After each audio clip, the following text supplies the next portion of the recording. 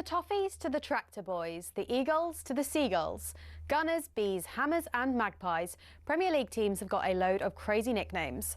Ever wondered where they came from? Let's start with Everton. They're dubbed the Toffees, but why? Well, because when the club was formed, just down the road there were two local toffee shops. Ye Ancient Everton Toffee House and Mother Noblet's Toffee Shop were big fan favourites. Next, they say if you can't beat 'em, join 'em, and that's exactly what Ipswich Town did when it came to their nickname. The term Tractor Boys used to be chanted by their opponents as a way of putting the team down for their farming background. But during one game back in the late 90s, Ipswich were 1-0 up and they decided to flip the script. 1-0 to the Tractor Boys, they sang, and a new nickname was born. Let's head to Leicester, famous for more than just a red, well, orangey cheese and Jamie Vardy. Leicestershire's also the birthplace of fox hunting, hence the Foxes. Next up, turns out apples are not the only fruit that don't fall far from the tree. Bournemouth's nickname, the Cherries, comes from the fact the club's stadium was originally built right next to a bunch of cherry orchards. This next story actually involves two club nicknames. It started with Crystal Palace. They were having an absolute nightmare run back in the early 70s. They'd been relegated after a terrible spell and manager Malcolm Allison decided enough was enough. He wanted a new nickname, something strong, fast and destined for success. Something exactly like an eagle. But there's more to this one. Brighton were in search of a nickname too, and Palace finally gave them what they needed. In a heated match between the two back in 1976, Palace fans began chanting, "Eagles, Eagles," and some clever Brighton fans came up with the perfect reply, "Seagulls, Seagulls." Not all club nicknames have a crazy story though. Take the Gunners. That just comes from the fact a group of munitions workers in the Royal Arsenal factory in Woolwich set up the club in 1886. On the flip side, some nicknames seem simple, but there's a bit more to them, like West Ham. The Hammers is actually nothing to do with the ham part of the name. It comes from the fact the club used to be called Thames Ironworks FC and was made up of workmen and shipbuilders. So next time the away end's chanting their crazy nickname, you'll now know exactly where it came from.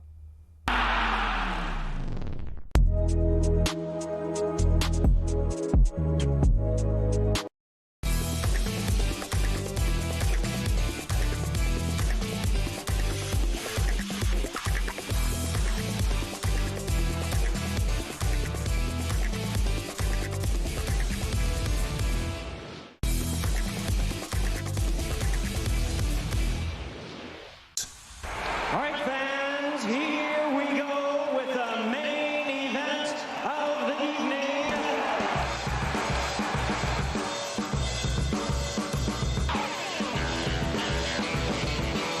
Good evening and welcome to the Sports Bar with me, Jamie O'Hara. Him over there, Jason Cundy. Has anyone seen the summer?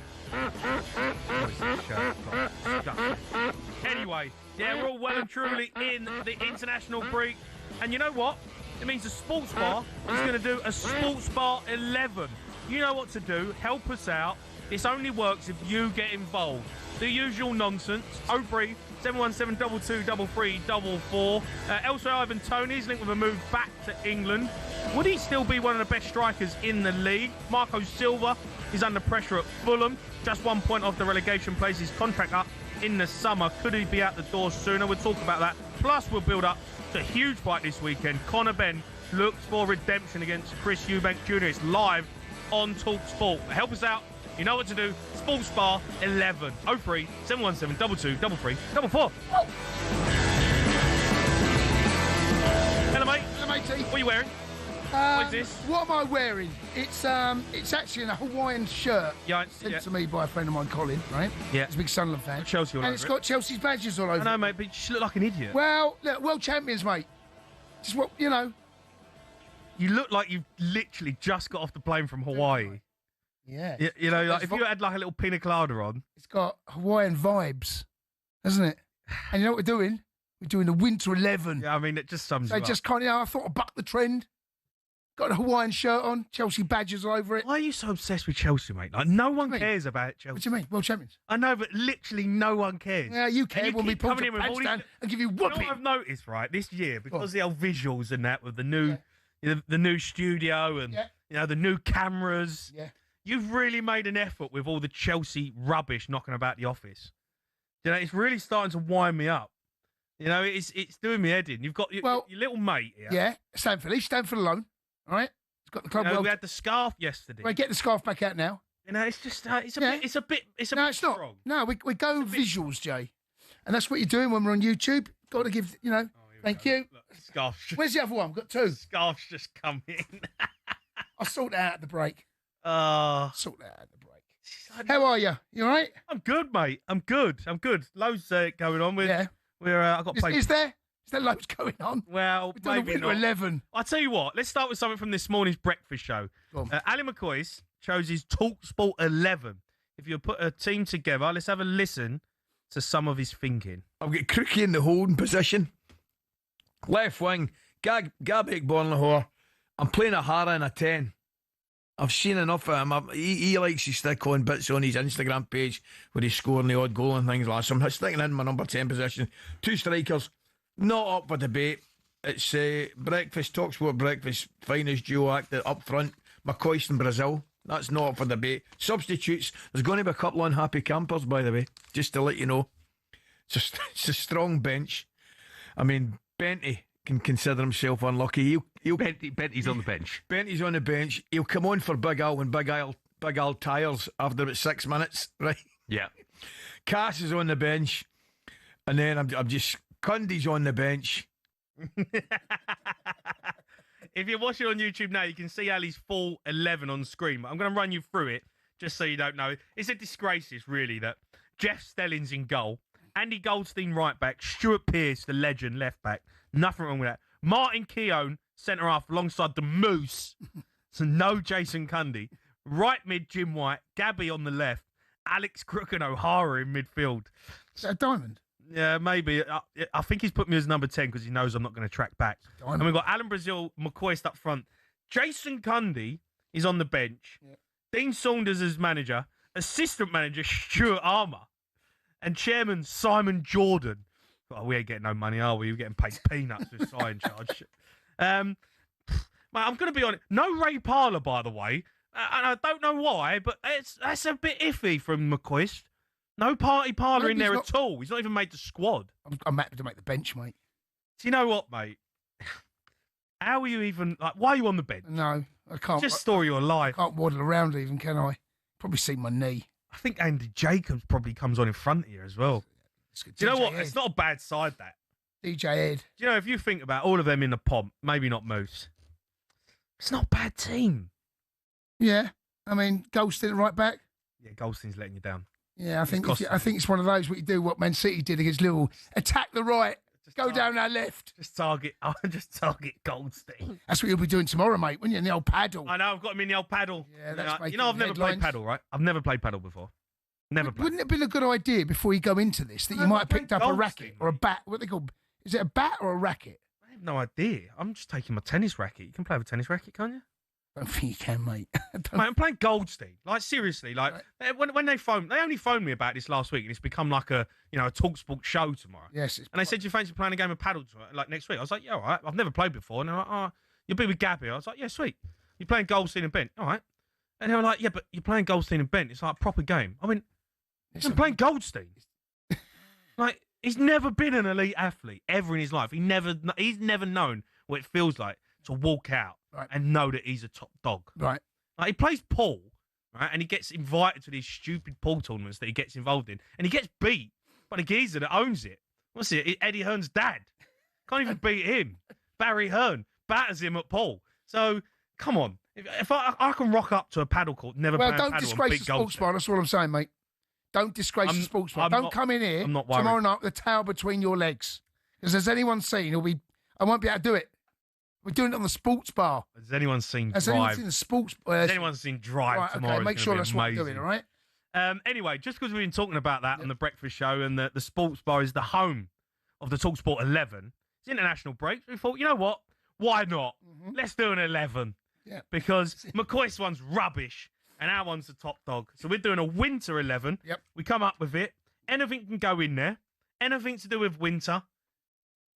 Anything you want. I mean, look, we can add them, right? But it really is for the listeners. You've got to stake your claim, right? Yeah. And you've got to tell us why. Okay? Yeah. Give us something that is synonymous with winter and tell us why Bub Bub is playing right wing. Yeah. What's he got under his bonnet? Why is he there? Why is he there? Why is Bub Bub at number 9. What's he got? What's that? You're going, I can see him up front. Yeah. I can see him up front. That makes sense. Yeah. Right? That's how it works. And we got to limit it to not so much Christmas. Not something like Ryan Barble or Baubles. No, as they like to do. No. That's not how we roll. That's H&J. Yeah, we don't do that, right? You got to tell us why the turkey or whatever you're going to... Why have you said turkey? I don't know. You're turkey. Don't know. Where's the turkey playing? Don't know, mate. Don't know where he's playing. But why are gloves? Why are gloves playing wherever they're going to play? Okay. Right. So you know, We've got a Christmas tree formation. Very good.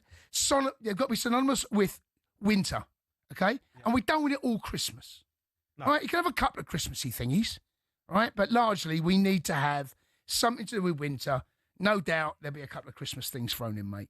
Yeah. All right. That's fine. But winter. All right. Let's go. Let's start off. See if we can get this started. Go in. Let's go to Cone Man Mark, the Chelsea fan.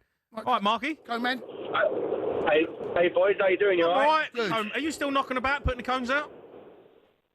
I'm on my way back from Cobham. I got my daughter in the car today, the one I spoke to you about loads. Yeah. So, what? Yeah, you've been making her put cones out? Pardon? You've been making her put cones out as well? No, we're just on our way back from training. Oh, okay. Gotcha. Okay. It's starting to get a bit nippy now, isn't it? Yes.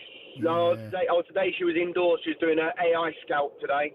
Right, okay. So, yeah, it was good. All right. Excellent. Coming in. We've got a winter 11 here, mate. Help us out. Get us started. I've got one, and my daughter's got one, if that's okay. Go on. So I know you said avoid Christmas, but we've got to have the big man in number 10 delivering presents to the striker. Who's that? Delivering those big man. Oh, Mark, your lines. Mark, go on. Give us one more try. Mark. So Santa Claus in the number 10. Right. Delivering the gifts to the strikers. You want to put Santa in there? Number 10. I don't know if Santa can get about the park, mate. Delivery. I mean, I get it. Yeah, but he can deliver from delivers that the goods. position. The thing is, he only does it once a year. No, he goes missing. He goes missing most of the time. 364 days of the year, you can't find him. You know, that's the problem with Santa. Yeah, he's only good for one day. When he turns up, though, mate, it's hell of a performance he puts in. It is hell of a performance. It is. Oh, yeah. It is hell of a... It might be the winner. It might be the one that gets you over the edge. You want to put Santa in there, first one? I know, but you said you wanted to avoid Christmas, but you might have, if you're going to have anything to do with Christmas, you might have the one, the iconical Christmas player. He's gone the big dog early, mate. He's gone big dog early doors. Yeah. I don't know. Santa might get shoved out of his side, mate. Do you think so? Well, I'm looking for a team that can do the business all season. Yeah. You know, where's Santa in summer? You can't find him, mate. Where's Santa in the summer? Yeah, when you need him, last couple of games of the season, where is he? Yeah, when it gets to May, mate, and it gets to the latter stages, yeah. You know, he's like Arsenal. He goes missing. What was your daughter have, anyway? Gloves. Was that gloves? Yeah, and where? In goal. Yeah. Gloves in goal. That makes perfect sense. Yeah, I mean, it's pretty route one, that. Yeah, but, a pair of gloves in goal. I get that. What gloves, though? You know, there's some gloves in the winter, mate, they're just not that great. No, they're not. The woolly ones are garbage, mate. Yeah. They are the garbage, the woolly ones. Yeah, they're no good, are They're they? the ones your nan used to knit you. They're terrible, mate. Your nan knit you gloves? Well, not that she did, but the What are people... you on about? I know, When's but the you know- nan ever knit you gloves? There'll be nans out there that knit gloves, right? You can't have them, mate. They're terrible ones. Get That's them. harsh. Nan's gloves are terrible in the wet. Yeah. If you're going to buy a pair of gloves, Yep. it's important. You know, when it comes to winter, it's important to get the right pair of gloves. Yeah, the waterproofs. You need the waterproofs, mate. As soon as they get through the skin, then the fingers with big try. I never get that, right? When the footballers wear, I see Casemiro wearing a play. He's got the nan's gloves on. Yeah. I mean, I know, but they're comfy, though. I used to wear them. I used to wear, like, the ones that weren't waterproof, but they were comfy. Yeah, well, I bet you get them wet. They're no good. They defeat the object. You might as well have a pair of bits of ice on your hands. Do you know what I mean? But you don't want to skiing gloves on when you're playing football, do you? No, but you need to. No, the thermal ones now. No, the ones they're too thick to run around. No, not the thick ones. The little thin ones you can get that are waterproof. I don't know if they're... Ones you can still use your phone. You'll love that one at half time, going for your phone. That's because I'm on the bench. All right, the gloves goes in. And we're playing Santa up top? Put Santa in, mate. He wants him at 10, though, doesn't he? I don't know. I feel like Santa's got... Not the most mobile, is he? You don't look it, does he? No. I don't even get on the half turn, mate. Not from Santa on the half turn. Half turn, mate. No. All right, I'm going to put Santa up top. Big. Mark, we're putting Santa up top. We'll see if he can stay in there, mate. I don't know if he's about come May. That's the problem. All right, help us out. Get involved. 03 717 22 33 44.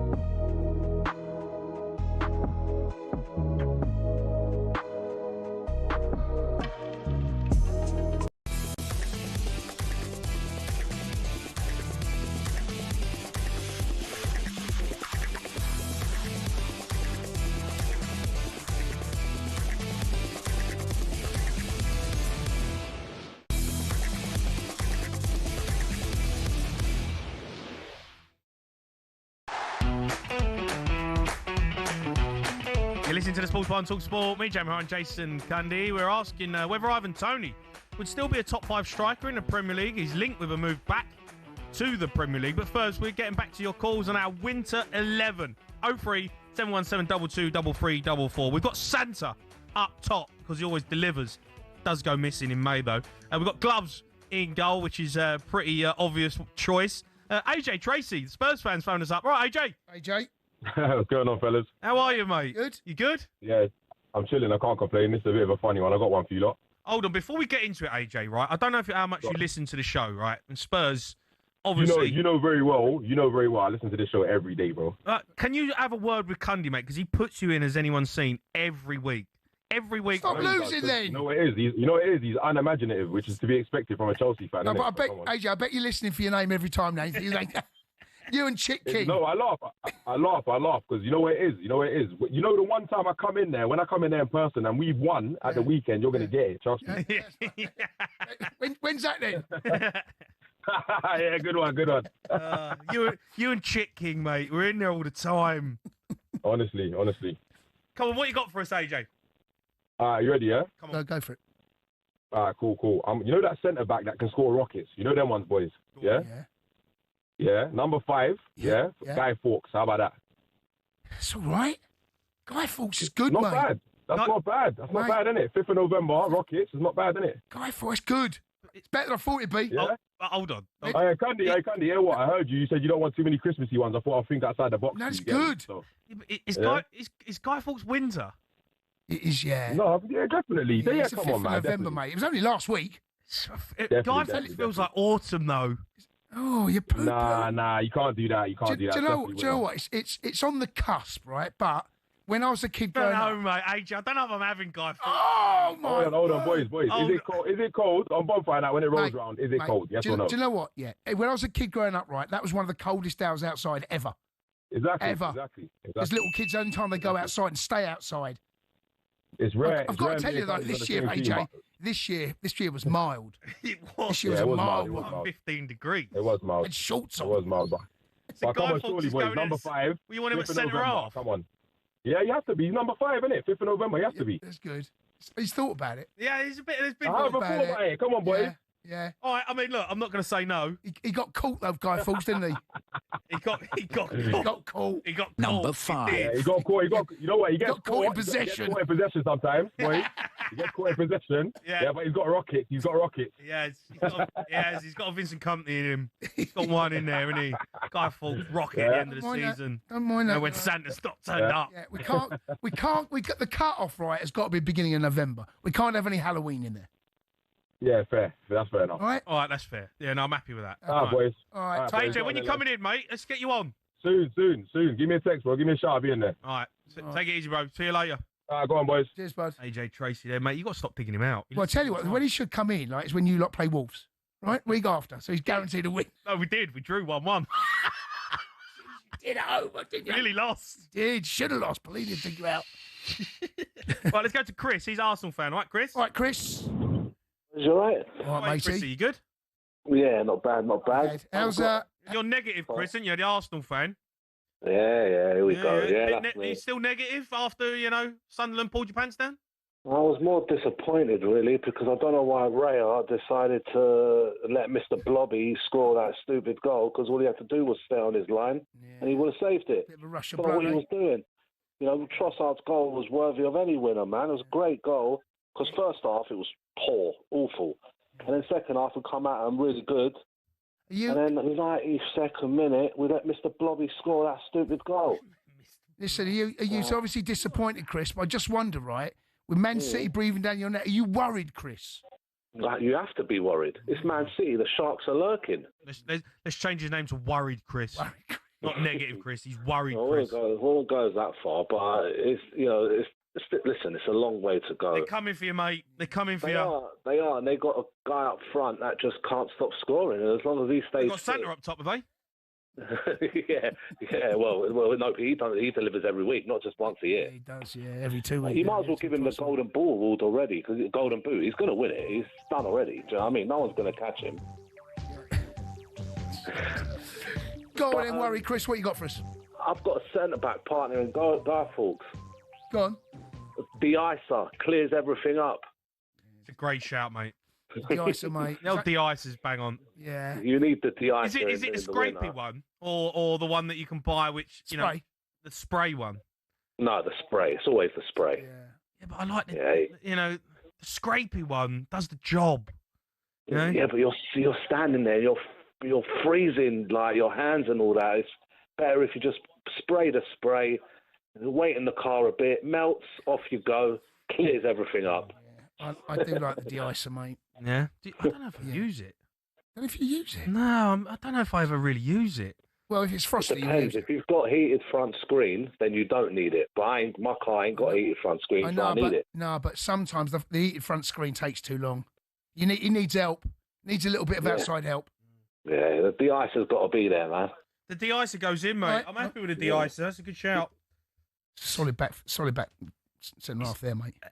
It's actually solid, that, mate. You ain't messing with Guy Fawkes and the de-icer, are you? Do you know what I mean? Like, that's solid. That feels like Saliba and Gabriel. It does feel like Saliba does, you're right. All right, let's go to Ben. He's Arsenal fan. Ben? All right, Benny boy. You all right? How you doing? All right, Ben. Right. How are you? Yeah. I'm all right. Right. I've got the gas heating engineer at centre mid. What? Yeah. Gas? Yeah. What? Yeah. The gas, right, when your boiler breaks down, you call on the gas heating engineer to come round and fix it, to start things up, to get things going. Yeah. Is the engine as well, because you don't run out of gas. Yeah. Yeah. Yeah. I tell you, there is nothing worse, right, is there, than when you first come round to winter, right, or you need to turn the central heating on, it just don't work. It's not working. Yeah. I have had that. I've had that once. Terrible thing. I had to get a new boiler. That's it. That's why he's in the centre mid. So the gas engine room. The gas engineer. Okay. Starts off the move. Starts off the move. I don't know what that means. Yeah. Oh, Ben, why don't you phone us up more, mate? Because you make me die. Yeah, I do. That is iconic. Yeah, isn't it? Yeah. You know what? I never even knew that I can say exactly the same time. See if we can work out who's doing what. Yeah, right. So we've got a recording of it. Obviously, we've kept it. So if you say and the recording, let's guess. Let's see. All right. Yeah. Yeah. Yeah. Yeah. Yeah. Yeah. Yeah. Yeah. Yeah. Yeah. Yeah. Yeah. Yeah. Yeah. Yeah. Yeah. Yeah. Yeah. Yeah.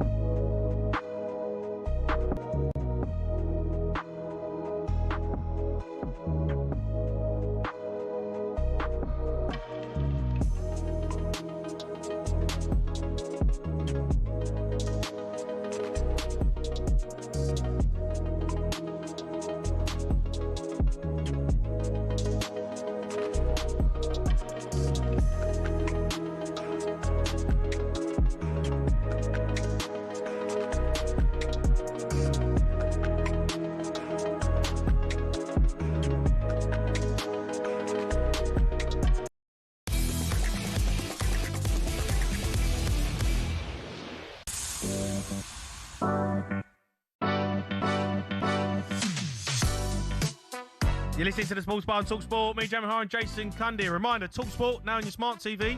Just grab the app on Android TV and Google TV. We're even on Prime Video. talkSPORT live on your screen as well as your speakers. Still to come, we're asking whether Marco Silva will last the season at Fulham. But we're getting back to your calls.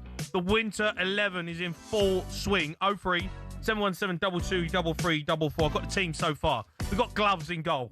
Pretty standard. We've got Guy Fawkes from AJ Tracy playing number 5.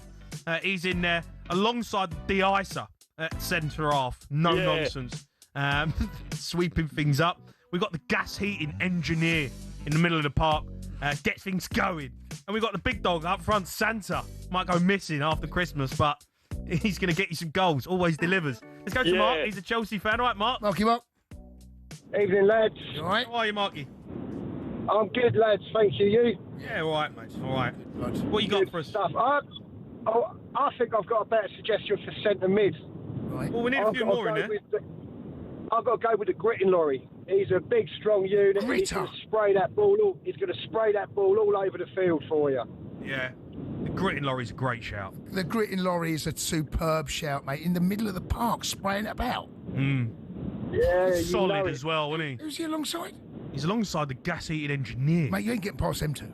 They're doing bits. Mate, They are doing. that's unstoppable pairing, if you ask me. feels That like, is. I feel like I've got Ballack in midfield. Mind you, they don't look the most mobile. They'll gritter and the gas eat. No, but you can't get past the gritter, mate. No, you can't, can you? Can't get past him. No, he's and if you do, he's making a mess. You get. Yeah, you don't want to be behind him. You don't know. You don't want to be behind him, mate. He's causing all sorts of problems. You try and go past him, mate. He's spreading his grit everywhere. That's a great shout. Yeah, go on, put the gritter in there, mate. What are we doing here? Are we playing a Christmas tree or what? Well, that's what you said. Well, I think that means we don't really have wingers. No, and the gritter can't go out there. The gritter can't move out there, mate. No, we got three midfielders. We got 2 10s as well. The 2 10s can drift out. Is that what? Yeah. Yeah, We've got 2 10s. We've got the gas heating engineer can go and join Santa. I feel like we need a bit of, we need a maverick in there. We need a bit of mobility for what I can the see. gas heating engineer and the gritter in midfield. And Santa up top. It's not the most mobile team in the world, is it? Feels like Tony Pulis should be in charge of this team. Mate, long throws all over the place here. Who can play long throw? Oh, dear. Mark, good shout, mate. Let's go to Bob. He's a Spurs fan. Bob? All right, Bob. Oh, boys, how's it going? All right, Bob. How are you, mate? Are you good? Yeah, not bad, thanks. Not bad. Right, I've got the solution to your problem with like people bursting through and doing stuff. Right. What I've got is frozen water pipes. Frozen? Frozen water pipes. Stick them out wide, and they'll burst with the opposition. Once they're frozen, they burst. So what you're saying is they burst at the seams? Yeah. Okay. Yeah, they'll burst through the opposition. Again, there's not a lot of mobility there, is it, if they're frozen? Well, when the water comes out, there is. So what you're saying is we're putting them in the team because they're going to break? They're going to burst through? Yeah. They're going to burst through? Exactly that. They're going to burst through. They'll blow the opposition away. I don't know. And once they're frozen, they do burst, but don't they then freeze again? That's after the game, mate. It's after the game. Late, it's too late. I don't know if they're freezing under pressure, mate. When you need them, when you need the pipes, and they let you down, they freeze. Yeah. They freeze under the lights. Thing, Jason. Sorry, Jamie. The whole thing is when there's maximum pressure, that's when they come into their own. Well, they break. Burst. Yeah. They burst. Burst, bang, pressure, bang. Bang. There. You've sold it. Where are we playing him? The bang's got you out of jail, Where are we playing the frozen water pipe? Stick them wide. We need someone out wide. Okay. Look, you can go in. I'm a bit worried about this team now. Yeah? Yeah. If you've got some young, mobile legs in there, mate. We're playing against the Summer 11, mate. I think we're getting beat. I think the Summer 11 is... I think it does us. Yeah, we should... Can we dig that out of Summer 11? Yeah, we might have to. Didn't we have barbecue in? He's not the most mobile, is he? We did have the barbecue in there. Barbecue in there. All right, go on and stick. Where's he playing up? Are we changing the formation here? Because I feel like we can't have frozen water pipes playing number 10, Dom. What about fullback? Do you want him playing bursting? Bursting forward. There you go. Frozen water pipes. Let's put him at right back. He feels like a right back. The frozen water pipe. Oh, my God, this is the worst 11 ever. Okay, let's go to Dan, who's an Arsenal fan. Dan. Danny boy. Hi, mate. You all right? Yeah, good. Good. Yeah, I'm good, thanks. Yeah. How are you? What you got for us, Dan? I've got the solution. I've got the legs. Oh, we need legs. Legs. We need legs. Go on. I've got snow. It'll cover every blade of grass. Does. It's fair, he does. Does. Bit lightweight. Yeah. Step on him, he disappears.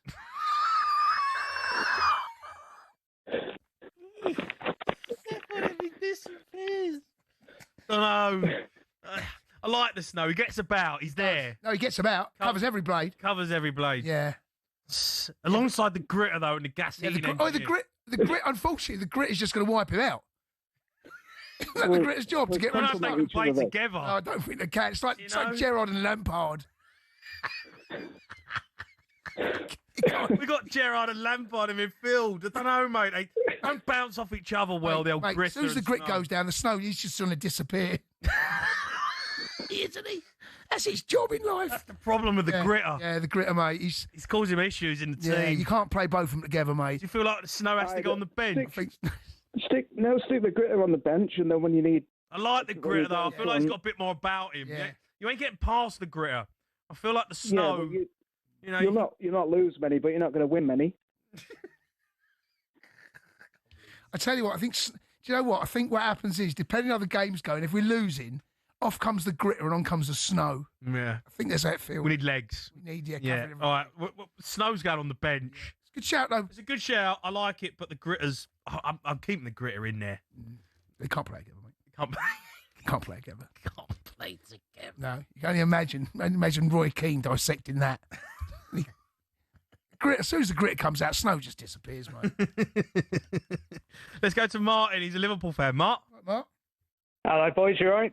All right, mate. We need some Mavericks in here. What you got for us? Yeah. Well, I figured up front you got to have Saint Valentine. Always scores. Saint Valentine. Yes, that's me. He's gone the other side of Christmas. He's gone right into deep. Yeah. Into he's still winter. Winter, surely. Yeah. I mean, St. Valentine's. He always scores. It's a great shout to be. Yeah. St. Valentine. I mean, I didn't even think after Christmas, you know. No, I didn't. He's still outside the box. He's gone outside the box. St. Valentine goes in there. Is he a 10? Is he a 10? Is he a 10? I suppose it could be 10 or maybe, maybe a 9. He plays in the hole. Yeah. That's what he plays. He's playing the hole behind Santa. Okay. Got the sack behind him. Oh, I can't take this serious anymore. I can't. What do you mean? You mean you tried? It's got St. Valentine behind Santa. Always scores. Oh, my word. It's a great shout. It's something I didn't think of. He's in there. He's playing the 10 dog. Nice. He's in the owl. He's in the owl making things happen. God, oh right into me here. Let's move. Come on, move on. He's a Michael. He's a Morecambe fan. All right, Mike. Hi, Mikey. Hi. How we doing? Yeah, Mikey. It's taking shape. Yeah, good. Team's looking good. What you got?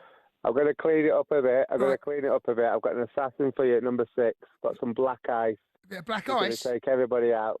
He does. Yeah, he's going to take everybody out without them even knowing about it. He's a piece of work, the old black ice. He's going to get sent off, though. Yeah. He's dangerous. He's dangerous. Yeah, he takes people off their feet. Though. You need that aggression. Nice. I think the black ice is going to cause us problems. Doesn't the grit have the same effect on the old black ice? Isn't the gritter there to stop black ice? Isn't that his job in life? No, yeah. The gritter's a problem, mate. He don't get on with his teammates. He's not getting on with his team. Black ice and snow, mate. They're not having him, are they? No, they're not. Listen, the black ice, I hear you. He's going to take things out. I think he gets red early. I think he gets sent off. The thing is, if you get rid of the grit, keeps taking people off their feet. Yeah, in this day and age, I don't know if he gets in. I think he's going to cause us problems. Anywhere goes no black ice, they'll always end it. They go down. They stay down. I'm a bit worried about Black Ice. I ain't having Black Ice, mate. He's a liability. Yeah. He's a liability. It's a great shout, but I can't have him. I think he causes problems. He's definitely causing problems out there, Mikey. He's causing us too many. Yeah. Right, no, okay, right. Fair enough. Mike, top man, thanks for your call. This is the team so far, guys. Keep your calls coming in. We've got Gloves in goal. We've got the frozen water pipe playing right back because he bursts forward. We've got Guy Fawkes and the de-icer playing centre-half. Good back pair in that. And we've got the gas heating engineer alongside the gritter in midfield. We need another midfield player. We need a number 10 and a left back. Because in behind Santa, we've got St. Valentine. 03717 2233.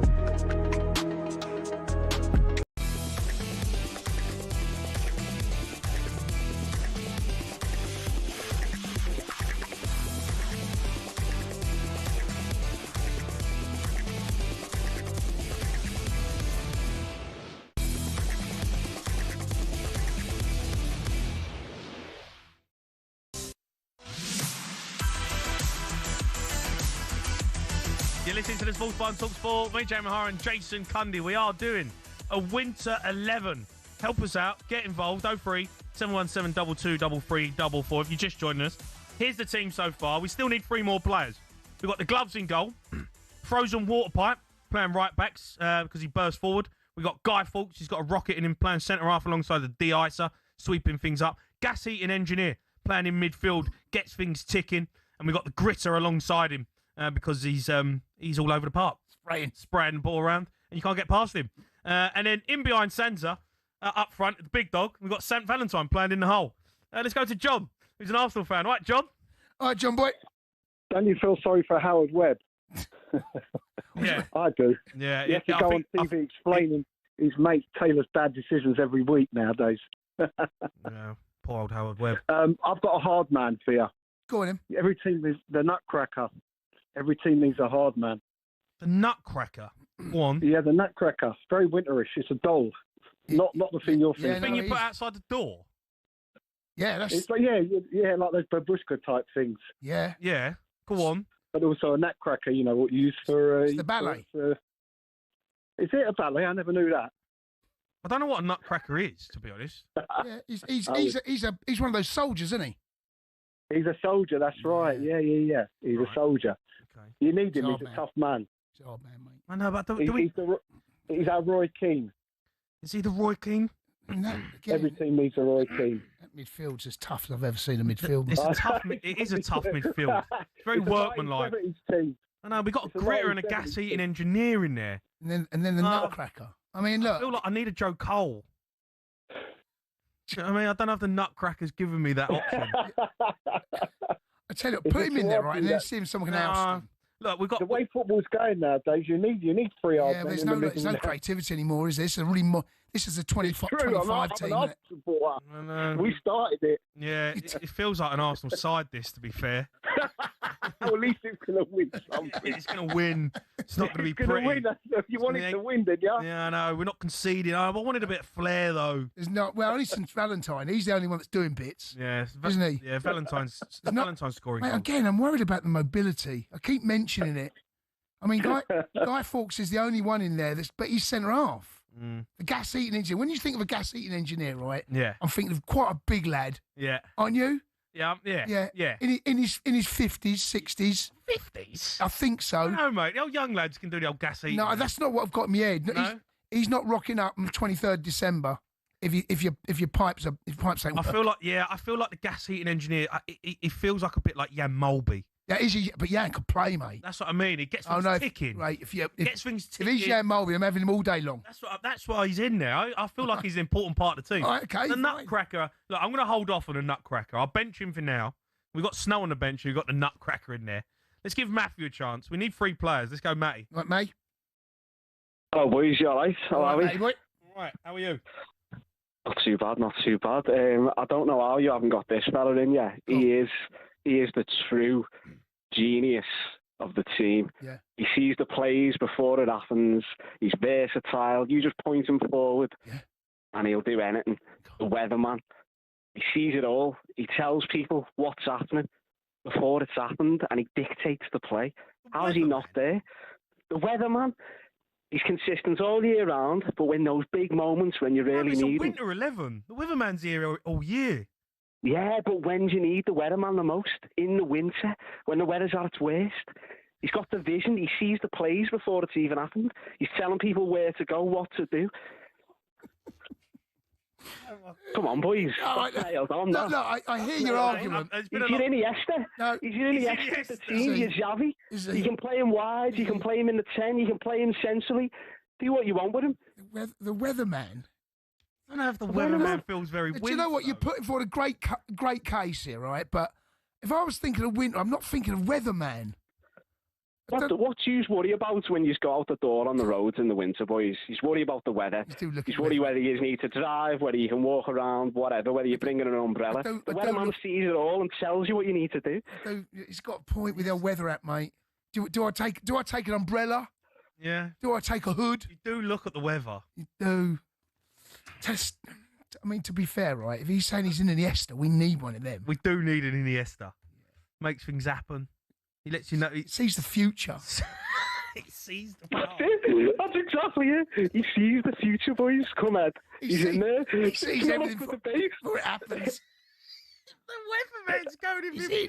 He's in. The weatherman's made the team. On the wing as well. No, he's in there, mate. He's in there. He's making things happen. Yeah. He's alongside the gritter and the gas-eating engineer. We needed something like that. I didn't expect it to be the weatherman. I didn't expect the weatherman. Didn't see that coming. No, but you know what?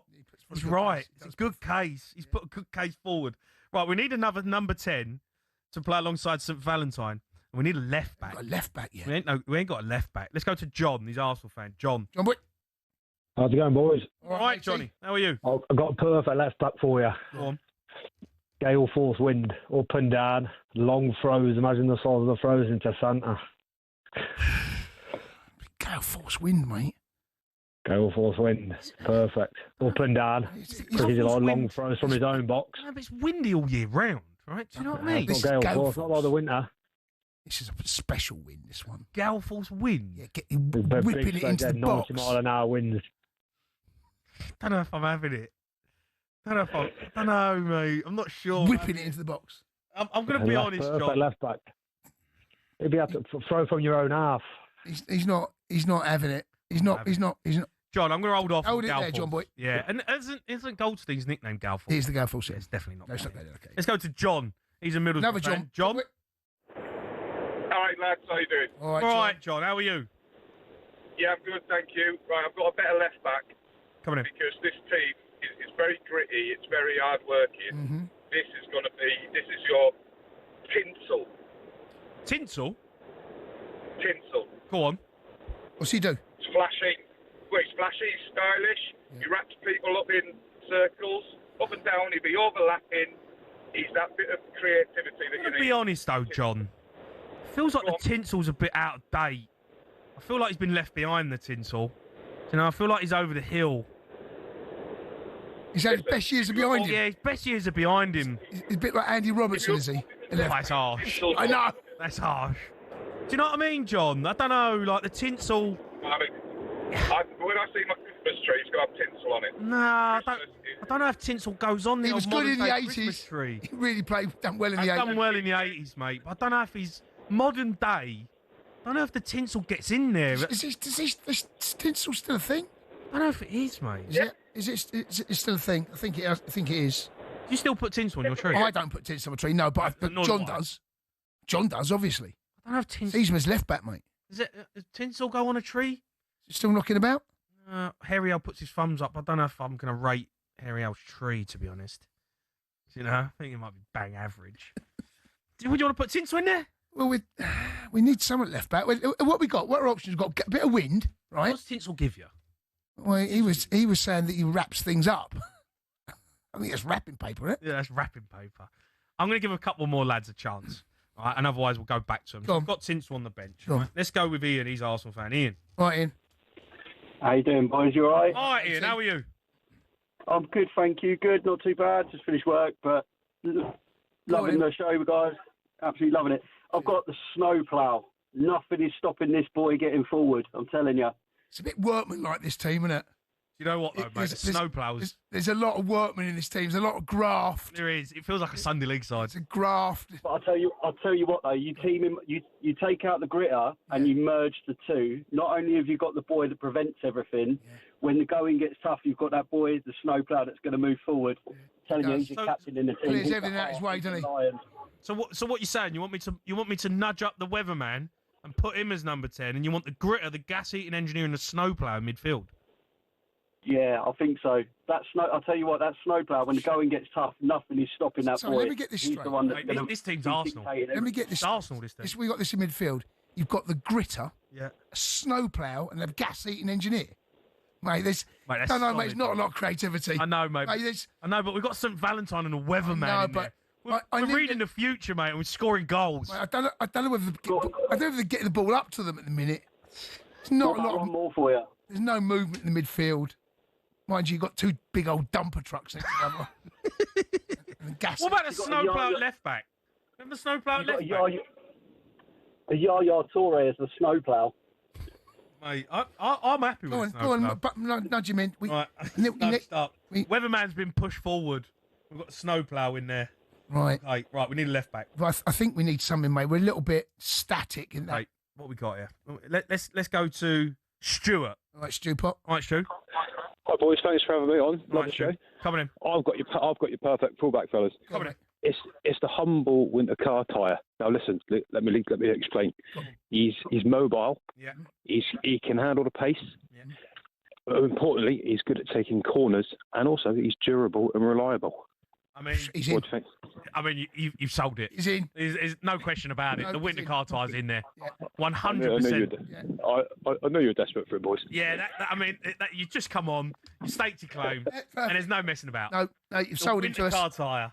I mean, this team does look a bit stiff, mate. I'm not going to lie. It feels like Arsenal. Yeah, it's not. Right, here we go. It's not win the title with that, is it? Thank you, everyone, for getting involved. We've got a few here. We've got the Grinch. He was one that was lined up. Christmas stocking was lined up. Yeah. The Beast from the East, Jack Frost. Beast from the East. The Christmas tree ain't made it. He hasn't made it, no. I mean, where are you going to put him, mate? Yeah. Again, he's not the most mobile, is he? No.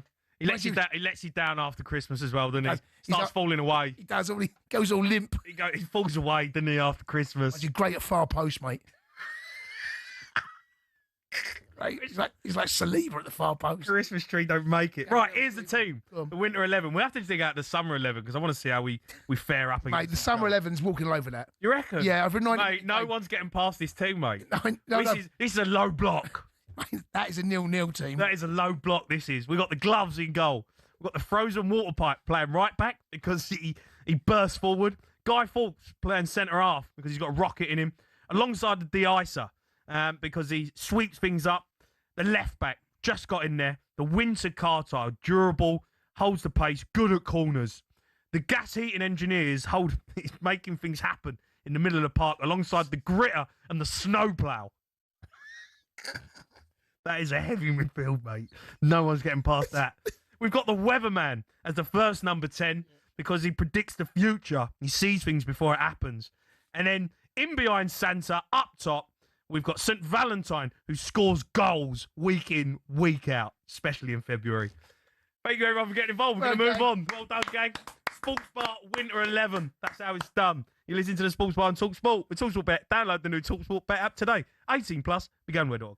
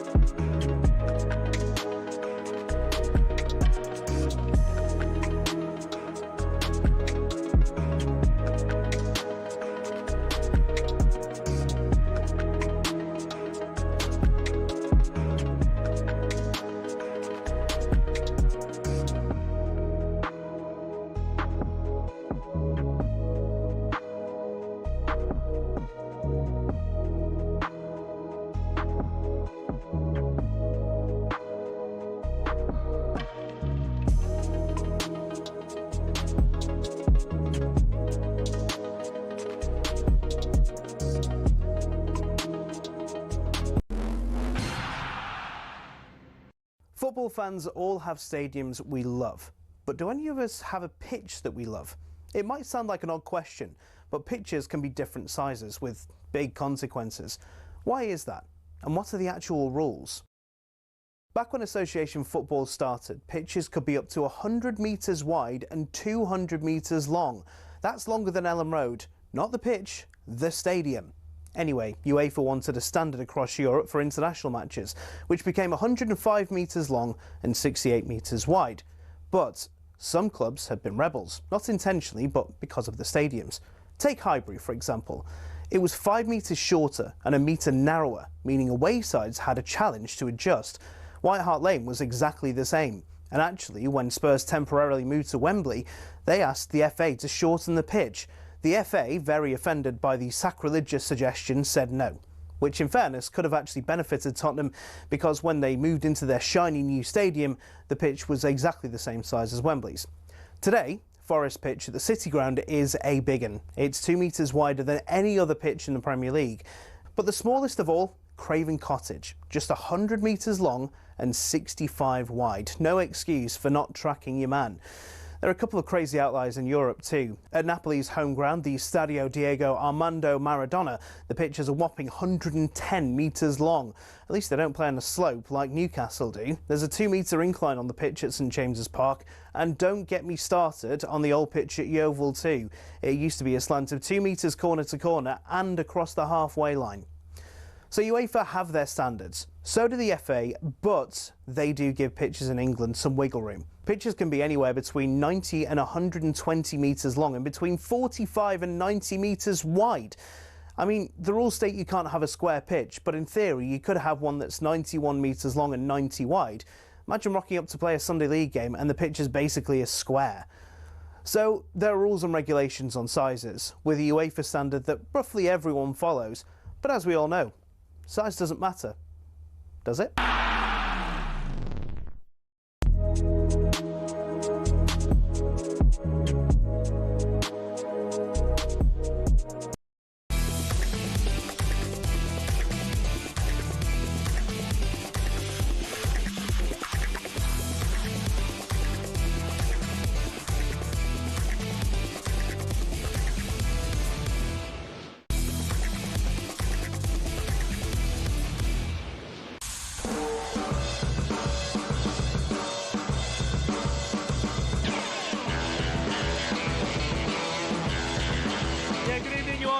To the Sports Bar on talkSPORT, me, Jamie O'Hara, and Jason Cundy. Still loads to come on the show. Going to be building up to a huge fight this weekend live on talkSPORT. Conor Benn faces off with Chris Eubank Jr. What a fight that's going to be talking about that. But now we're going to talk about some Saudi football and Ivan Toney, big talking point. Ben Jacobs joins us. All right, Ben? Benny boy. Evening, gents. How are you? How are we doing, Benny boy? Ben, there's a big story coming out of Saudi right now about Ivan Toney. Just let us know, is there anything in this? Well, there could be, but I think it will actually be an England-centric story. So Ivan Toney is quite settled in Saudi Arabia. If he leaves mid-season, massive tax bill. And Al Ahly have just got a new sporting director, Rui Pedro Bras, who joined from Benfica. And all signs from Saudi sources are they don't want Toney to leave. There's no break during Ramadan, so they'll play continuously January till May. So he's not going to be short of football. But were Thomas Tuchel, who's already called Toney up during his time in Saudi Arabia, say your only real chance of making this World Cup squad is to come back, then Toney would have a decision to make. So Premier League clubs are exploring the possibility of a January loan to see if Toney's open to it. And if he really agitates, there might be a possibility, but it certainly won't be easy. Nothing, therefore, to get excited about just yet. And Tuchel may play more of a role than a prospective buyer or loaner. Then in terms of those that have inquired, it's the usual suspects for January. West Ham want a number 9 as a top priority. They're one option. They believe that Toney, if he does come back to the Premier League, would be inclined to go to London. West Ham, another possibility. And then keep an eye on Tottenham as well. I think January is unlikely for Spurs, but if Toney actually does a full season, then he's okay for tax, then leaves Saudi Arabia. Arabia. Come summer, you might see a situation where Thomas Frank considers a reunion with Ivan Toney at the Tottenham Hotspur Stadium. Is he good enough to play Premier League football? Look, we've seen Henderson come back and still playing very well. Is Ivan Toney? You say he goes to Tottenham. I think it'd be perfect to Tottenham. I'd love him to join up with Thomas Frank again. Is he still? What's his level like in Saudi? Yeah, absolutely. I mean, Toney's not lost anything. And a lot of people, when he went to Saudi Arabia, said he was too good for Saudi Arabia. So the standard hasn't necessarily dipped. He's won the AFC Asian Champions League. He scored 30 goals in all competitions last campaign. He's got 11 in 15 this campaign too. And then you look at the fact that, unlike Cristiano Ronaldo, we're not talking about a player in his 40s. Ivan Toney's 29 years of age, so could definitely still do a job in the Premier League for, I would say, 2 to 3 years. And that's the appeal. And I think the other point in all of this is, for Toney, were he to become open to a loan and Premier League suitors, it would very much be a free hit, because the expectation would be that Al Ahly would have to cover a large percentage of the wage. And if it was only a loan, you'd get a try before you potentially buy until the end of the season. And then in the summer, if he wasn't good enough for the Premier League, you're not obligated. And if he is, then you get the kind of player that's a proven goal scorer that could get a side like West Ham out of trouble, that could get Everton up the table, or could get Tottenham in contention for Champions League football. How has he been doing out there? Because, out of sight, out of mind a little bit here. I don't hear a great deal about him at all. Look, we know he's 29, right? He knows the Premier League. He's been in the England squad. I don't know. If he's been fit, which he sounds like he has been, then I'm not so sure it's going to take too much time to get up to speed. But what's he been like?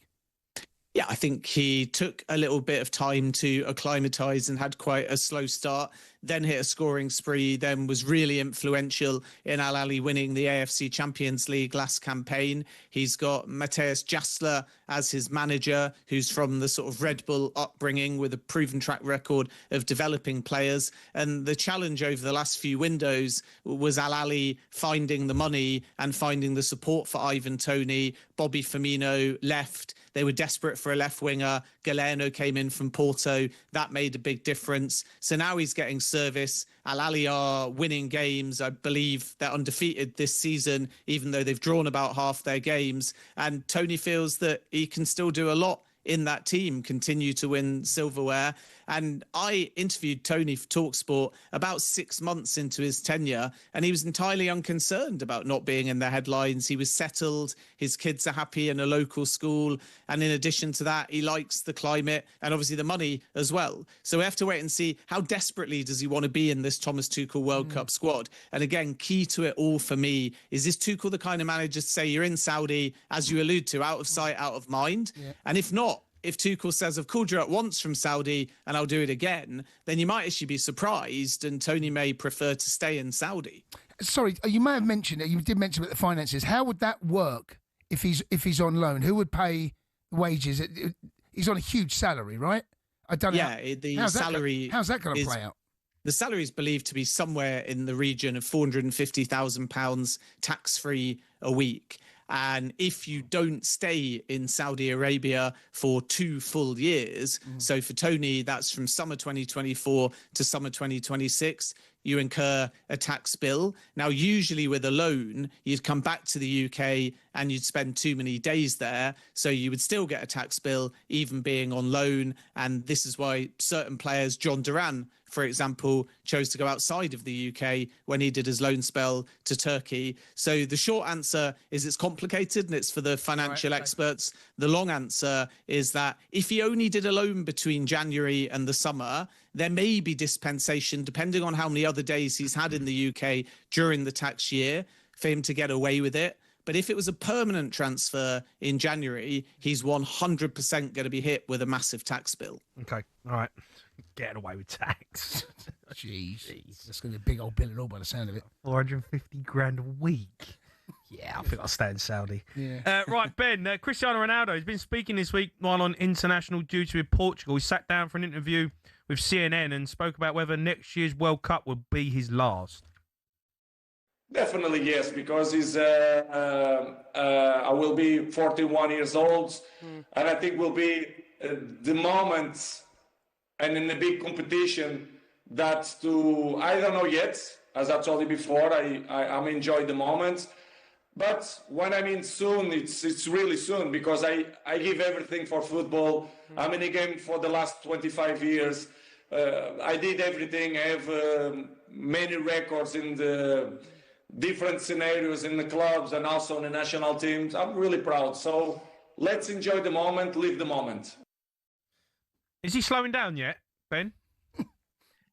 I mean, some would say slowing down compared to playing in Europe's Big Five leagues, but his numbers are speeding up and have done since he turned 30 years of age. And as a consequence, scoring for fun in Saudi Arabia, he'll have one big aim, which is not necessarily to win an Asian Champions League or even a Saudi Pro League title with Al-Nassr, but they are on course for that. They've played 8 and they've won 8. The main thing for Cristiano Ronaldo is getting to that 1,000 goals for club and country. And there were 2 sort of points that we heard there. The first is it will be definitely, his words, not mine, his last World Cup. And that's obvious given his age. He's not going to keep playing beyond 2026 until 2030. Second point is, when will he retire? And when he did an interview with Piers Morgan, he used the word soon. And I think a lot of people started speculating, could it be within a matter of months? Could it be straight after the World Cup? But come back to that one stat. Cristiano Ronaldo, as far as I'm told, won't retire or quit Saudi Arabia before he's hit 1,000. If he gets to 1,000 between now and the end of the season, which would be a massive push,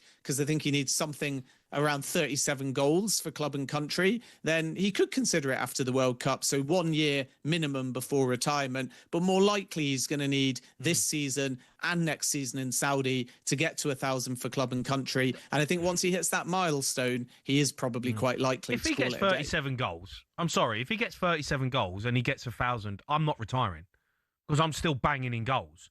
Like, you're a long time retired, right? You can sit on the beach forever after he's played. If he still bangs 37 goals and he gets to a milestone of 1,000, right? Who's to say he can't get 1,100? Yeah, but I think the only counterpoint, and yeah, it's absolutely valid, but is there a logic of you go out at your absolute peak, mic drop moment, Ange Postecoglou style, winning the Europa League? Because if he gets to 1,000 and thinks he's at that level, and then that one extra season only gets him to 7 or 8 because he dips and it's quite dramatic, is there then an argument that you remember him partially for what he did right at the end? And I don't think Ronaldo is Jamie Vardy style, come from lower league to the Premier League to Italy, probably keep playing all the way until he's 50 back in Sunday League. I think Ronaldo wants to go out at what he considers to be elite level with outstanding goal scoring numbers and golden boots, which is why I think when he hits the 1,000, he might just say that's my mic drop moment. Okay, and I don't, obviously the World Cup, because that's now, you know, the next one after this is another 4.5 years away, potentially. No mention of the Euros or not? Was that question asked at all, or is it the last major tournament that he sees himself with Portugal? Yeah, I think there's a difference, and my understanding is he hasn't decided on the Euros yet, so definitely the last World Cup. But don't forget, he's contracted in Saudi Arabia until 2027, which falls the year before the 2028 Euros. So I think you've got 2 scenarios. You hit 1,000, 2027 season ends, he calls it a day, or he does another year, likely in Saudi, keeps going, because as the point was raised, maybe he does just want to keep scoring as long as he's scoring, and then I think you might see a Euros. So Euros hasn't been discounted, but another World Cup after 2026 is definitely off the table, which is maybe a surprise to some, not because of the age and all of that. Logically, he won't be able to keep going, but remember, 2030 is the centenary edition of the World Cup, so I think Gianni Infantino would quite like Ronaldo to be the oldest ever World Cup player at that, but personally I don't see it happening. I think he's true to the words he said, that this is his last World Cup. Ben, just really quickly on Marco Silva. He's always been linked with a move to Saudi Arabia. He's having a bit of a nightmare at Fulham this season. He's got a year left. Is there clubs out there who's obviously going to take him? Yeah, Saudi clubs love Marco Silva, Al Hilal in particular historically, but I'm not so sure Silva's ever been sold on Saudi. Possibility, of course, of a move because he's a free agent as it stands, more likely in Europe, I'm told. And then briefly, the Fulham situation is the ownership are flying in for talks. Club preference is to get Silva to extend and end any speculation and then back him in 2026. But Silva's a bit reluctant. And if they can't get to that point of unity and a new deal, then you have the other extreme, which is, do we want to keep going a point above the relegation zone, knowing the manager's likely to leave in the summer, or can you make a mid-season change? And I think Fulham are kind of weighing up both extremes, maybe with no middle ground. Okay, all right.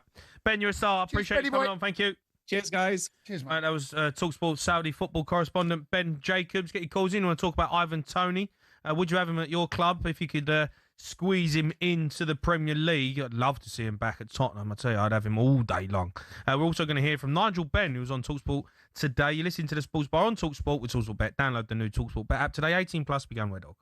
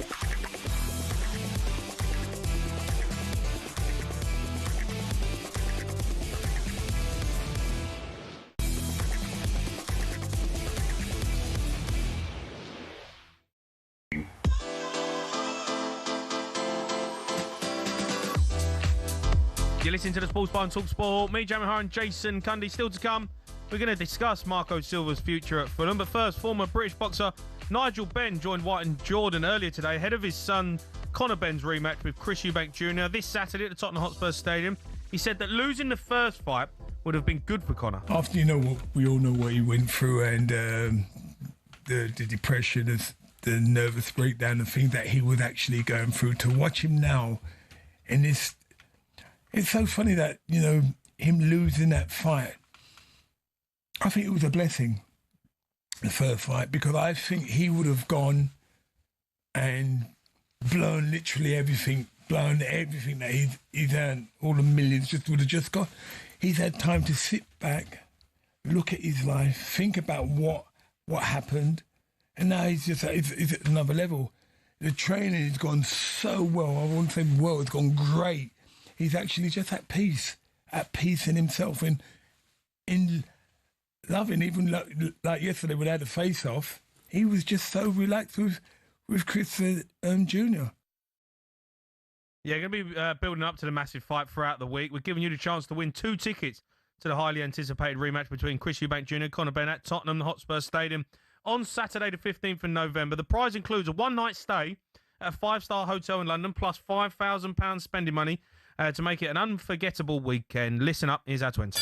18 plus, UK excluding Northern Ireland. For a chance to win, text the word BOX to 83338 and you're in the draw. Text costs £2 plus 1 standard network rate message. You must have the bill payer's permission, or you can enter for free by calling 0330 880 3338. All entries must be received by the 13th of November at 1 p.m. and you need to answer our call to win. This is a talkSPORT limited promotion. Full terms and conditions at talksport.com. Yeah, time now to look ahead to this week's World Cup qualifiers with TalkSPORT Bet. Bring it on with TalkSPORT Bet. Download the app or visit talksportbet.com to see all our latest sign-up offers. 18 plus, gambleaware.org. Arsenal and England winger Bukayo Saka has been speaking exclusively to TalkSPORT ahead of the Three Lions World Cup qualifiers against Serbia and Albania this month. Here he is talking about Arsenal's title hopes this season. That's for other people to say. We just have to win every game. Well, that's the mentality we go into the games with, and see where it leaves us. We can't get carried away with what people are saying, because one day they'll say something, the next day they'll say something different. So that's so true. I remember at the start of the season, I think Liverpool were favourites very, very early on. Exactly, it changes like the weather, so can't pay attention to that. Obviously Bukayo Saka's away with England, and they've got the big games coming up. Arsenal obviously a massive talk, but let's talk about England, because they've got some big qualifiers. We've already qualified for the World Cup. We know that. It's going to be interesting what team he picks, because we've seen the squad he's picked. Now it's going to be interesting to see who starts. Yeah, and I think he has to take this game seriously still. And even though we have qualified, he'll still want to keep going. He'll still want to keep momentum. I haven't conceded a goal. I think he'll still want to keep that record as well. There'll be opportunities, no doubt about it. I think he'll mix it up. I think because we're at a stage of the season now, you've got someone like Bukayo Saka who's got huge amounts of games coming up in big competitions, and I think that he will only want to try and do the right thing by the managers now as well. He won't be playing, Bukayo Saka won't play both England games. Harry Kane won't play both England games. I think that there will be this is his chance now to kind of get on side with some of the managers as well. Yes, he'll play them as in when he needs, but the job is done. We're at the World Cup next summer. So I think that he'll probably have to mix things about Thomas Tuchel. But at the same time, when you're wearing international duty, you still want to make sure you perform. Yeah, of course. And because you need to be going into the competition next season. Indeed. Before the last 2 camps, there was a bit of a question mark over the way we were playing, wasn't there? We were a bit like, we weren't great. It was a bit rubbish. Yeah, we got beat. Was it Senegal? We got beat, right? Yeah, it wasn't that. So, but then all of a sudden, the last 2 camps, everyone's excited again. They're going, well, this team looks decent. Yes. So you've got to keep that momentum. Yeah, and Bellingham, of course, he didn't play in the last 2. No. So, I think what we'll see from here, I think we'll see a strong team start in both games. Bellingham starts? I think he'll start. Yeah, I do. Over Morgan Rogers? I think he starts, mate. Yeah, I do. I genuinely do. But then, because I mentioned you, they've got 2 games coming up. Albania away. I think this is his chance to use as many players as he can, so that players don't get overworked on this international duty. Because we've got, and what he won't want Bukayo Saka playing 2 games for England, going back to Arsenal 3 weeks later. Bukayo Saka goes out with a hamstring injury, he's out for 6 weeks. Yeah. That's no good at Tuchel either. Yeah. So he's part of that now, managing. Normally, going into major tournaments, if these games mattered, Thomas Tuchel, I think, has his sole desire and purpose and job is to get the best result for England. Yeah. Now we're there. Now I think you can kind of relax and say, not the players relax, but use the squad. So no one player feels, or the manager feels, his player's gone back overused. Yeah. And I put Harry Kane in there, put Bellingham in there, put every single player. They get your chance, but I don't think you'll see enough. I don't think you don't want to lose your place. You don't want to lose your place at the same time either. No. Yeah, so you've got to go out there and perform. Yeah. But yeah, I agree. It's actually quite a difficult job for him. Tuchel now? Yeah. Yeah. He's got a great job in terms of the players he's got at his disposal. Of course, but there's so much quality. When it goes to the World Cup next year, mate, he's got to get it right. Well, that's it. Look, we've said this before, mate. He's been brought in, an 18-month contract for 3 games. It's the quarterfinal, it's the semi-final, it's the final. That's how I see this job. If he doesn't get the quarterfinal, mate, then that's a disgrace. Minimum quarterfinal, minimum. Yeah. Right? And then, of course, you need a bit of good fortune. Who you play, refereeing decision, injuries, suspensions, all those sort of things that you can't control. But when he gets there, his job, for my money, is minimum quarter-final, and they're the 3 games I think he has to go through the quarter-final. Well, of course. But I think what point I'm making is I think we get the quarter-final. I think Gareth Southgate gets to quarter-finals. You know, I don't think there's anyone there, unless you play Spain in a quarter-final, right? Then you look at it and go, oh, you get... Of course. But, if you get, if you get a Brazil or you get a Colombia or... Do you know, I'm looking at it going...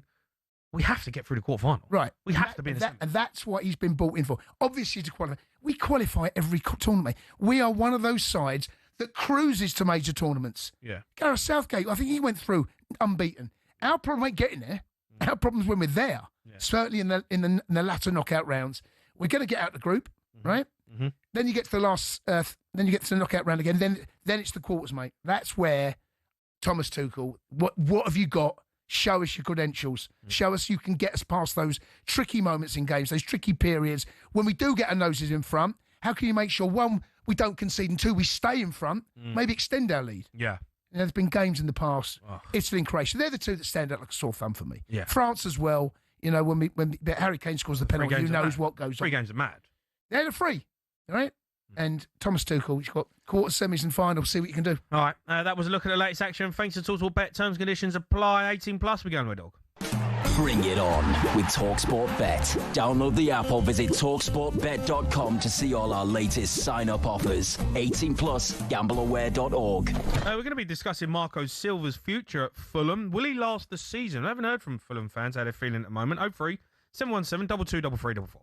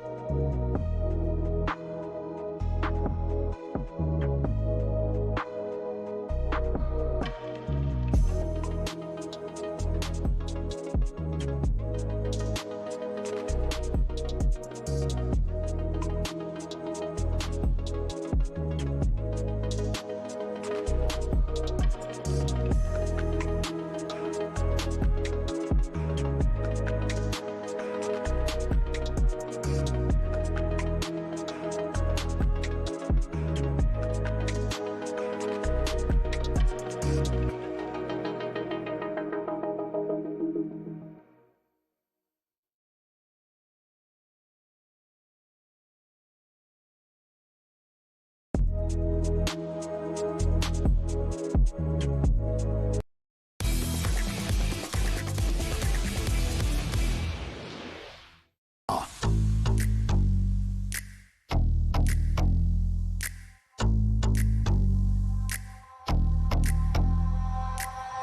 are listening to the Sports One TalkSport. Me, Jamie O'Hara, and Jason Cundy. We've got back pages coming up. TalkSport understands, though, that Fulham are weighing up the future of manager Marco Silva. Tensions reportedly mounting behind the scenes at Craven Cottage due to Silva's reluctance to sign a new deal. As it stands, the Portuguese will be a free agent when his contract expires at the end of the season. Joining us for more on this now, Sammy James from the Fulhamish podcast. All right, James, or Sammy? All right, Sammy.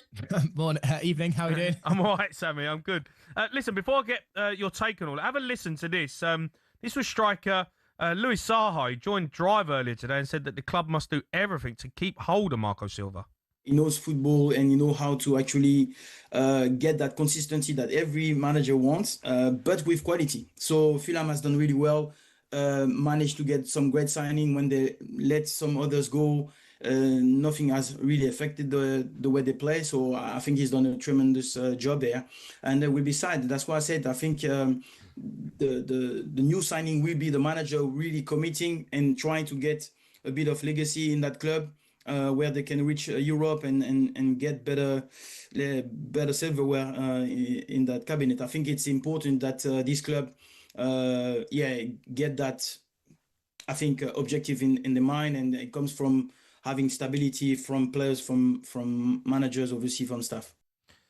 Sammy, what did you make of the situation at the moment? Because you're not performing well, Fulham. I didn't expect you to be as poor as you have been. Yeah, I mean, it has been a tough start to the season. And I think when you've got 3 wins in 11 and 5 defeats in your last 6, I think there's always a chance that the club's going to be having discussions. And so when I saw that news this morning that Fulham were considering sacking him or anything, the news seemed to be basically the club are having a discussion over it. And I guess that's kind of what I would expect a football club to be doing, especially when the manager has got less than a year left on their deal. I took that news to be a bit more like Fulham are just weighing up all the options. We've got a manager that seems unwilling to commit past this summer. So wouldn't it be natural for the club to be looking at all the options? It seems like the main option on the table is that Fulham want Marco Silva to stay. And there's been reports in the iPaper this evening that Shade Khan is coming over to London for fresh talks with Marco Silva. So it's quite clear from what I can infer that first choice is that Fulham want to keep Marco Silva. But also, I think it would be irresponsible of us as a club if we're not, A, looking at what we do if Marco Silva leaves in the summer, and B, planning that if, let's say, December carries on this trajectory, like Marco Silva has got a lot of credit in the bank, but ultimately, if Fulham are in a real relegation fight come the beginning of the new year, I'd have expected Fulham to at least look at what the options are out there. I think that's just responsible planning. Yeah, it feels a little bit like something's going to come to a head sooner rather than later, as you said there, if the results continue like this. And I see both sides, and I've got my eyes wide open here. Marco Silva probably feels a little bit let down by what lack of activity maybe in the summer, and now that there feels a bit of a malaise on the pitch.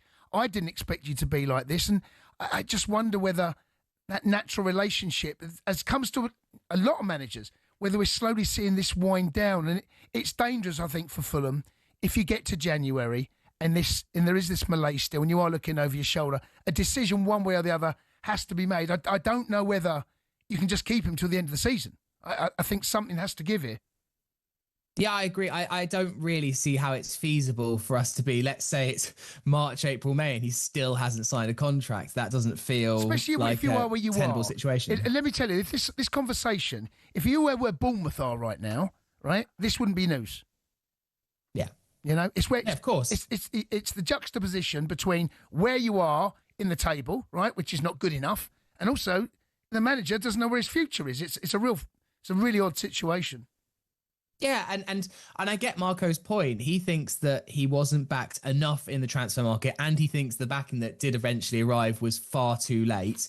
But also, when you're in the club's situation, you've offered Marco Silva a contract, and ultimately the club will only be pushed around so much, and the club does have to stick up for itself at some point. And also Marco was eventually backed in the market, and at some point, Marco can't just throw away this season. Marco's got a lot of reputation in the bank, but if he wants that big next job, he wants to move to a traditional big 6 or 7 club or go to one of the big clubs in Europe, he needs to do well with Fulham. He can't have a relegation on the CV with Fulham and then expect to go to the next level. So at some point, Marco's going to have to put the past in the past, accept that the transfer business might not have been good enough, but you've got to make the best with the squad you've got right now because, your reputation has been massively enhanced at Fulham, and fair enough, Marco's done a brilliant job and we all love him, but this can't continue. We can't lose 5 out of our next 6.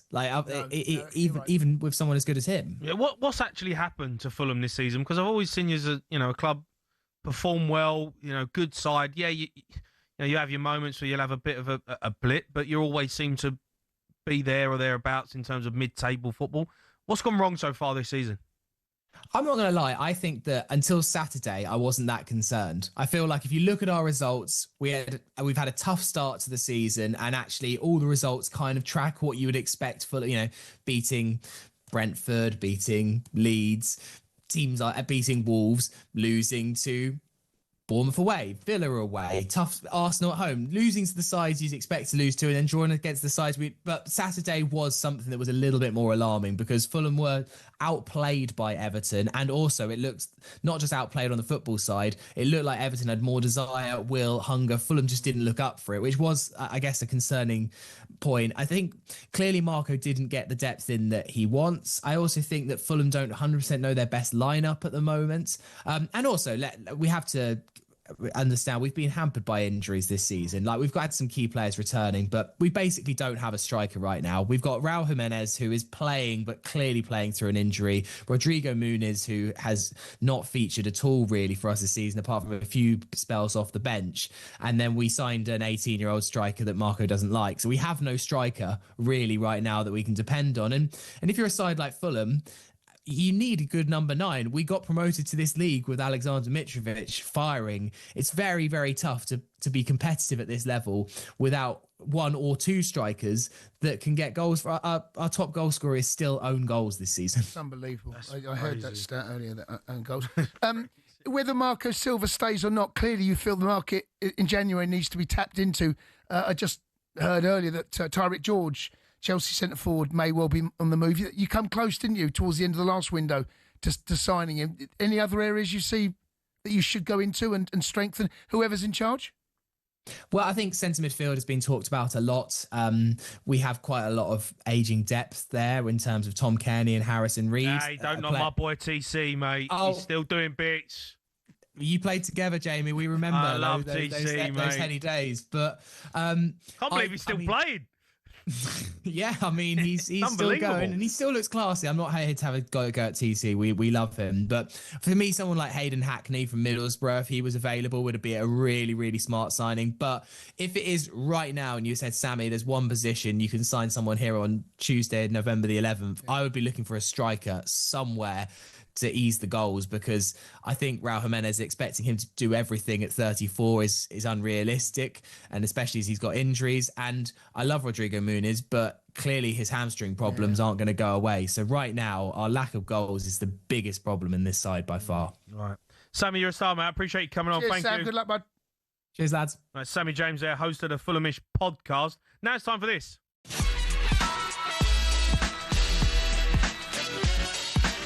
Right, we'll do a little bit of rest of talkSPORT, run you through some of the recent highlight moments from across the station. Let's start with this morning's White and Jordan show with the boys. We're joined by boxing royalty Chris Eubanks Sr. Have a listen to the way Eubanks Sr. introduced himself to the talkSPORT listener. Yes, I'm Christopher Livingston Eubank. Thank you for inviting me on. Truly, I want to say to you that I am neither ego nor reason. I'm neither mind nor thought.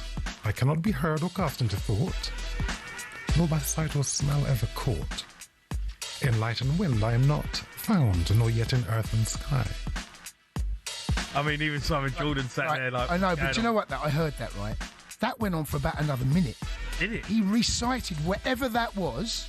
He went on, and no, Jordan didn't speak, White didn't speak, they just sat there, and he just owned the place. Eventually Jim White's gone, Right, listen, I'm going to ask you something. Eventually, he is amazing. He is amazing. Yeah. He's box office. He is box office, mate. And so many people in the world who are just, boring. Why are you looking at me like that? Well, Why are you looking at me like that? There's a lot of boring people in the world. Why are you looking? You being one of them. But he certainly isn't, and that's what I love about him. He's just different. He is different. He used to drive. He used to have that. What was it? He used to drive a Juggernaut. He used to drive around Brighton. Did he? He used to drive this big old. I'll show you. It's like a big old truck.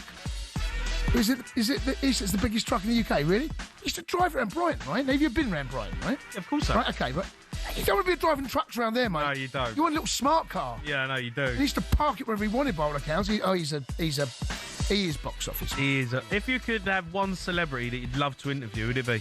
Dead or alive? I'm going to say alive, because your dead one is always the same, George Michael. Well, so, alive. Give me another dead one. Give me one more dead one. I won't say George. Okay, but you're going to say Elvis. No. Henry VIII, mate. Sit down and have a pint of Guinness with Henry VIII. What were you up to, mate? You sit down with him every night. You have got a bit of the eighths about you. You've got a bit of the HH. My mates call me Henry VIII. There is a little bit knocking about. When you have to sit down with old Henry, right? And just. Okay, mate. Listen. Why did you keep chopping off their heads? It'd be a great conversation. Imagine you showing around at Hampton Court Palace now. Imagine if you could bring back Henry VIII. He think he still rules the country, right? No, don't work like that now, matey. No. You're just one of us. Yeah, you're one of us. Right, he's just one of us, mate. Pipe down. Yeah. All right. You got one for us? I've got one for you. Come on in. Okay, let's listen to the clip of talkSPORT's Premier League All Access podcast. It's Mataface describing a chance encounter at Tottenham over the weekend. And said, hey, I just want to talk to you about talkSPORT. I was a long-term listener when I was in Portugal. I said, oh, are you still listening now? He said, no, I can't listen now. Alex Crook is doing my head in. But that man was Ruben Amorim, would you believe? Oh, dear. Ruben Amorim was listening to... He's listening now. I don't know, mate. Have I done as anyone's seen? I must have done, mate. Must have done plenty last... Poor old Ruben, mate. He puts on Sports Bar. He can't be... Wants to have a little listen. No. You in a clown outfit. Yeah, he doesn't need that. I don't think he listens anymore, mate. He might tune in, though, when Liverpool get beat. Alex Crook doing United Gaffer's head in. Yeah. It's funny, though, isn't it? He listens to talkSPORT. Everyone listens to talkSPORT, mate. No, but over in Portugal, though. Tuning in, a bit of sport. You know what, mate? I go to Portugal a lot, and when you get in the cars over there, you get a taxi or an Uber, and you're not. They don't say. Well, I've got Henry VIII in the back of the car. Hey, they have talkSPORT on. They have talkSPORT on a lot out there. Did I ever tell you that time? I think I did. Right. This is when you and I together for ages, right? Early on, right? So I jumped in the back of the cab, and he had talkSPORT on, and it was part of the show they replayed the night before, right? And I said to him, they had Paul Ross on. Yeah. So I jumped in. I said to him, just played a look at the show. I said, "Who's your? Do you like O'Hara?" And he said, "No." I said, "A bunch of Wallies." I said, "Yes." Everyone wants to have their say on us, that's for sure. All right, up next, we're going to take a look at Howard Webb had to say about the disallowed Van Dijk goal tonight. You're listening to the Sports Bar on talkSPORT with TalkSPORT Bet. Download the new talkSPORT Bet app today. 18 plus begun with.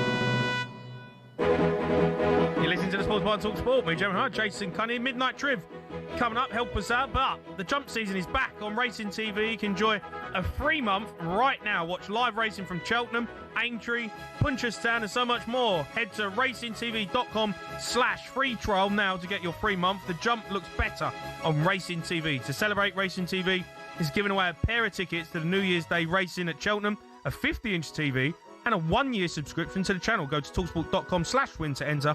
18 plus. T&Cs apply.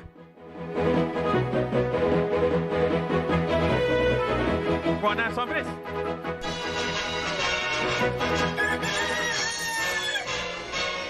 Oh, dear. JC joins us now for some back pages. All right, lads. Newcastle haven't played, so you come in now. I know it's a national no break, defeat, isn't it? No defeat. I don't have to talk about Newcastle. Brilliant. Oh, actually, we've got the show tomorrow, but yeah. Apart from that. Back pages. Kick Van Dijk. What's this all about? Well, first of all, initially, it was Howard Webb actually talking about the disallowed goal. It was mic'd up this evening, and they had, when they go with Michael Owen through the refereeing decisions. What's he saying? Obviously, Liverpool have made an official complaint to the PGMOL about the decision. Wow. And he said it was not unreasonable that the goal got disallowed. Basically, he thinks it was the right decision that the goal was disallowed. I kind of get it. I kind of get it as well. I kind of get it. He's offside position, but I personally, for the good of the game, I think that particular game, that I don't think too many people have moaned, even City fans for that matter. Yeah. From what we spoke to and heard them on talkSPORT. But look, it is what it is. But go on, what's this about? Apparently, Rue's having a little bit of a. No, Rooney's having a go. Yeah. Go again, is he? Yeah, he's having another go. So obviously they met face to face, didn't they, after the Real Madrid game, and Van Dijk kind of called him out, but Rooney's basically responded. Double down, is he? Yeah, he's doubled down, saying that he still doesn't think Van Dijk's performances have been good enough this season, and I think Rooney's totally right. I think it's hard to go through any of the Liverpool players and realistically say that any of them are playing that well. So I think Szoboszlai is probably the only one that you go, he's probably at the same levels that he was last season. I think Van Dijk's had some good games, but there's been other games where he looks so off it,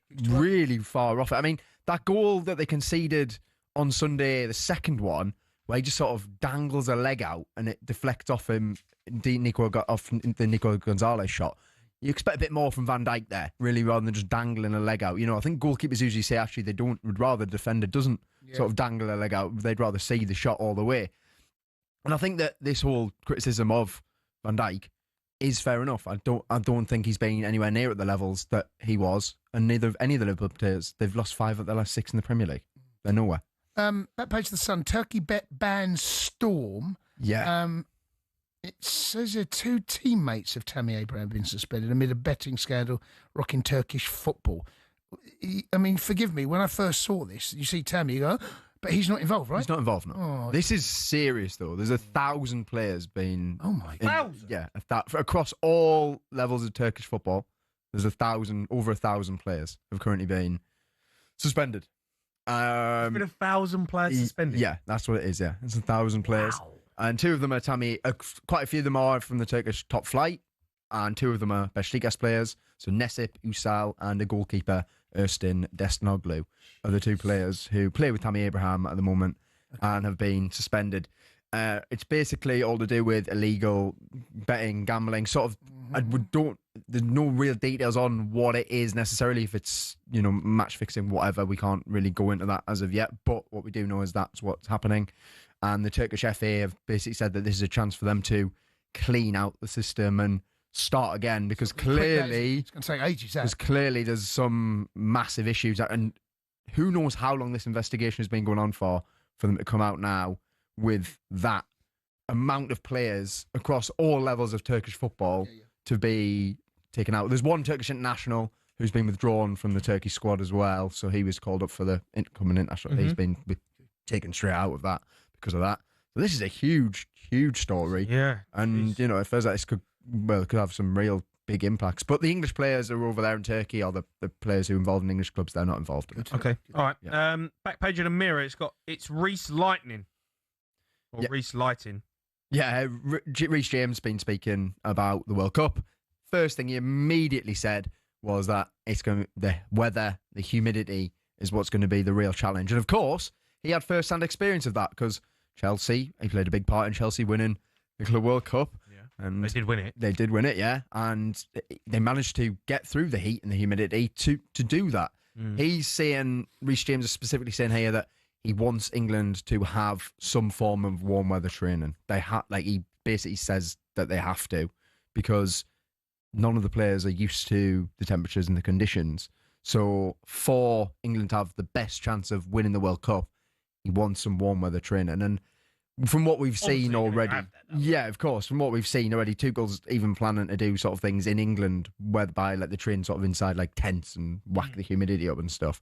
So it feels like they're going to be as prepared as possible. But I think it's important from Reece James here to specifically pick it out and, make it clear as a player who's experienced it to let his teammates know and what it's going to be about, because it probably is going to be the biggest challenge. I hated playing in the sun. Yeah. I hate it. But we don't know yet the draw's on the 5th of December, right? Yeah. But we don't know. We don't. Where England, or do we know? I think. Well, I think there was so. There was a they were rumour going. There that was. they know where England I could remember be. speaking about it. They're speaking to Beckham about trying to be based in Miami. Okay. Work with. But we don't know what time kickoffs are either, do we? No, we don't. No. Although in the UK they're going to be about 2 a.m. Yeah. There's going to be some late kickoffs. Sports bar at 2 a.m. What's the latest across the talkSPORT website? Yeah, Ali McCoist has tipped Steven Gerrard for the Middlesbrough job. So he was on this morning on breakfast. Yeah, he thinks that he was going through the options for Gerrard in terms of championship clubs. So the Southampton, Norwich and Middlesbrough all looking for new managers. He doesn't think that Southampton or Norwich would be a good shout. He thinks that Middlesbrough would be because of where they are on the table. He's turned down a Rangers. I know he's turned down the Rangers job. And I think what I got by what Ali was saying, though, is just saying that at that point, maybe Gerrard obviously didn't feel like it was the right thing.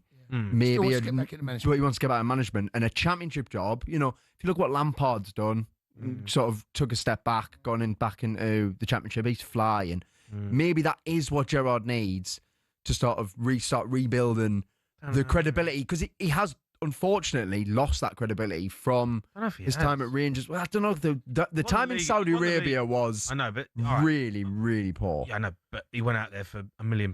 Yeah. Do you know what I mean? Of course. Like, we know why he went out there, and they get that. Yeah. I think I don't know. I think it's a risky job, that. The Middlesbrough job. Yeah, like, listen, Middlesbrough are flying. Yeah. If he doesn't get him promoted, and the championship is hard. It's a hard league. You go in there and you've got to carry on what's already been done, because they've started really well.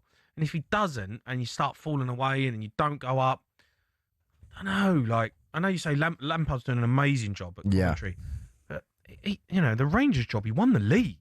He did, and by the way, they went unbeaten as well. And Rangers' job is a bigger job than Middlesbrough. Of course, it's a bigger job than Middlesbrough, and maybe that's what he sort of thought as well. It was maybe a case of he does want to actually take a bit of a step back, and didn't feel like he would maybe deliver what Rangers wanted at that moment in time. That's probably maybe how it looked at it. All right, okay, JC, Cheers, JC. Thank you. Midnight Triv coming up. Those are your back pages.